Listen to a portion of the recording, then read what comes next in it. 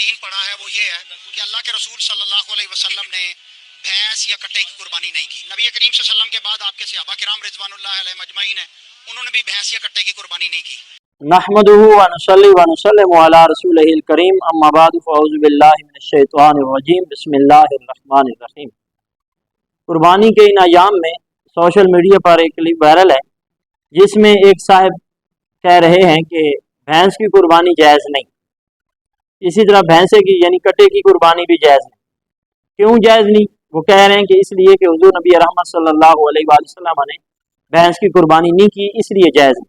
اور ساتھ ہی وہ مولوی صاحب یہ بھی کہہ رہے ہیں کہ بھینس کا گوشت کھانا جائز ہے، حالانکہ حقیقتاً دیکھا جائے تو نبی علیہ الصلوۃ والسلام نے جس طرح بھینس کی قربانی نہیں فرمائی، جس طرح بھینسے کی قربانی نہیں فرمائی، اسی طرح نبی علیہ الصلوۃ والسلام نے بھینس کا دودھ بھی استعمال نہیں فرمایا. اسی طرح حضور علیہ الصلوۃ والسلام نے کٹے کا گوشت بھی نہیں کھایا، بھینس کا گوشت بھی نہیں کھایا.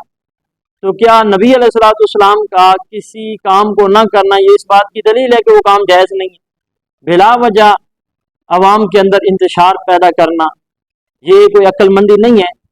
حقیقت حال دیکھی جائے تو علماء اہل حدیث جو ہیں، جو اپنے آپ کو اہل حدیث کہتے ہیں، غیر مقلد حضرات، ان کے فتاوی میں بھی یہ بات موجود ہے کہ یہ جو بھینس ہے یہ گائے کی ایک قسم ہے.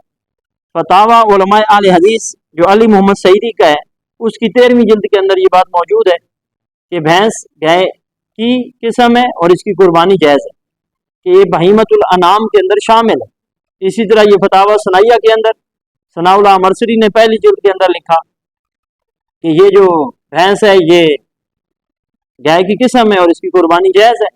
تو جب ان کے اپنے فتاوی کے اندر یہ بات موجود ہے، پھر بلا وجہ ان دنوں یہ کہنا کہ اس کی قربانی جائز نہیں، یہ عقل مندی نہیں بلکہ بلا وجہ عوام اہل سنت میں انتشار پیدا کرنا ہے.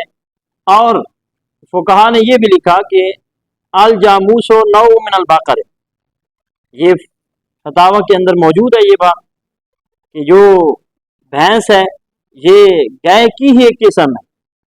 تو جب یہ بات تمام فتاوی میں بھی موجود ہے، لغت کی کتابوں میں بھی موجود ہے اور غیر مقلدین کے اپنے فتاوی میں بھی موجود ہے، تو پھر اس طرح کی باتیں کرنا یہ کوئی عقل مندی نہیں. اللہ تعالی ہم سب کو ہدایت نصیب فرمائے.